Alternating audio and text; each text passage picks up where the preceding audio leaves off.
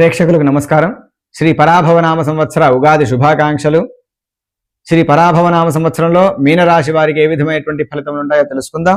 ముఖ్యంగా వీరికి ఆదాయం 14, వ్యయం 11. ఆదాయం బాగుంది, వ్యయం కూడా తగ్గింది. రాజపూజ్యం 7, అవమానం 2. రాజపూజ్యం నలుగురిలో, సమాజంలో కూడా మంచి పేరును సంపాదించుకుంటారు. అవమానం కూడా చాలా వరకు తగ్గుతుంది.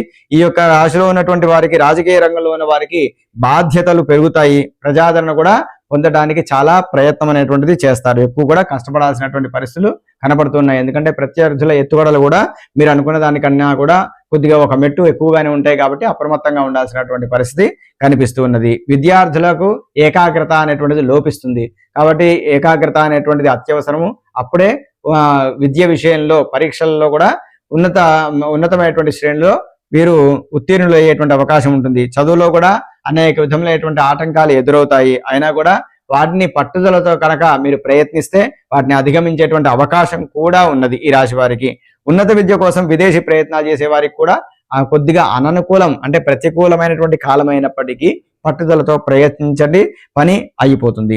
ఉద్యోగస్తులకు పని ఒత్తిడి ఎక్కువగా ఉంటుంది.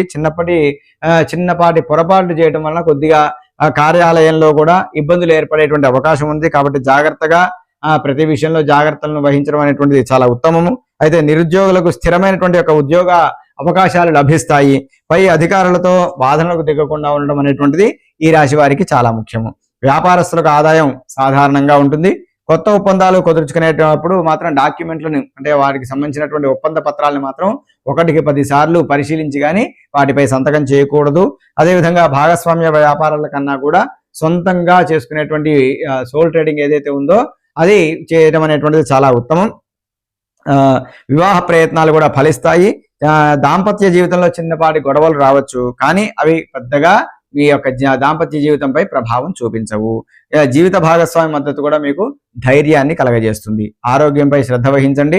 ముఖ్యంగా కంటి సమస్యలు, పాదాలకు సంబంధించినటువంటి విషయాలు, ముఖ్యంగా ఇవన్నిటికీ కారణమైనటువంటి నిద్రలేమి అనేటువంటిది ఈ రాశి వారిని కొద్దిగా వేధిస్తూ ఉంటుంది. క్రమం తప్పకుండా వ్యాయామం, యోగా చేయడం ద్వారా పరిపూర్ణ ఆరోగ్యాన్ని కూడా పొందగలుగుతారు. సొంత ఇంటి ప్రయత్నాలు కూడా నెమ్మదిగా సాగుతాయి. ఆస్తి వివాదాలు ఉంటే అవి పరిష్కారం అయ్యేటువంటి యొక్క సూచనలు కూడా ఉన్నాయి. వివాదాలను కూడా సజావుగా మీరు పరిష్కరించుకునేటువంటి అవకాశం కూడా ఉన్నది. శత్రువుల వల్ల మానసిక ఒత్తిడి అనేటువంటిది ఉంటుంది, కానీ ఏ విధమైనటువంటి హాని అనేటువంటిది జరగదు. బంధువులతో ఆర్థిక లావాదేవీలు ఏ విధమైనటువంటివి పెట్టుకోవద్దు. తద్వారా కొంత ఇబ్బందులు ఏర్పడేటువంటి అవకాశం ఉన్నది. దీనివల్ల సత్సంబంధాలు కూడా దెబ్బతినేటువంటి అవకాశం ఉన్నది. కాబట్టి ఆ విషయంలో కొద్దిగా జాగ్రత్తలు వహించడం అనేటువంటిది చాలా ఉత్తమం.